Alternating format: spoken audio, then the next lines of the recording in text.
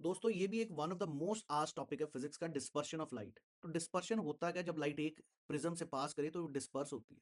इस चीज में आपको एक चीज याद रखनी, dispersion is inversely proportional to wavelength. जितनी ज्यादा वेवलेंथ होगी उतना कम डिस्पर्स होगा, उतनी कम डेविएशन होगी। क्योंकि आपको अगर पता है विब ग्योर अगर हम लिखें तो दोस्तों यहाँ पर सबसे ज्यादा वेवलेंथ किसकी है, रेड की, तो सबसे कम डेविएशन हो रही है। ये रेड कलर आप देख रहे हैं सबसे ऊपर है, जिसकी सबसे कम वेवलेंथ है उसकी सबसे ज्यादा डेविएशन है। पहले तो ये याद हो गया। तो ये पूछा जाता है सबसे ज्यादा कौन सा डिविएट होगा, सबसे कम, ये आपको समझ आ गया, विब ग्योर, और ये याद रखना। अब इस पर ना क्वेश्चन एक आता है लाइट की स्पीड पर, क्वेश्चन देखते हैं। Into different colour the phenomena is called dispersion, which one of the following, red light will deviate the most, it is because of the reflection, no. Violet will deviate the most, क्योंकि आपको भी पता विब ग्योर में सबसे किसकी wavelength कम है, वो violet है, उसकी डेविएशन सबसे ज्यादा। और उसका कारण क्या है, रिफ्रैक्शन ही हुआ। एग्री, तो answer is this thing, not reflection, it is refraction.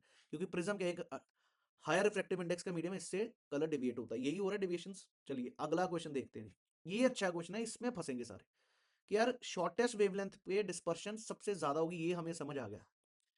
Clear है नहीं, जब ये लाइट जा रही है तो वो डिस्पर्स सबसे ज्यादा कौन सा होगा, shortest wavelength will be refracted the most.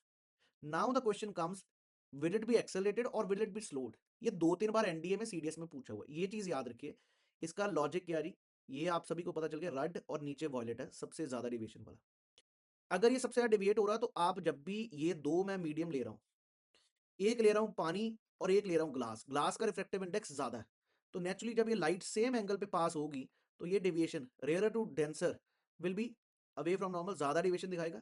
और अगर इसकी बात करूं तो ये कम डेविएशन दिखाएगा। और कहा जाता है कि ये वॉयलेट ज्यादा रिफ्लेक्ट क्यों करी, क्योंकि इसका रिफ्रेक्टिव इंडेक्स ज्यादा, लाइट का रिफ्रेक्टिव इंडेक्स ज्यादा। और अगर किसी चीज का रिफ्रेक्टिव इंडेक्स ज्यादा है तो नेचुरली स्पीड कम हुई है जी। क्योंकि जब एक मीडियम से अगर आप हवा से पानी में कोई चीज जा रही है, हवा में जा रही है, तो उसकी स्पीड कम होगी। जितना ज्यादा रिफ्रेक्टिव इंडेक्स होगा उतनी कम स्पीड होगी, तो आंसर होगा बी ऑप्शन। ये पॉइंट समझ लीजिए, बार बार कह रहा हूं।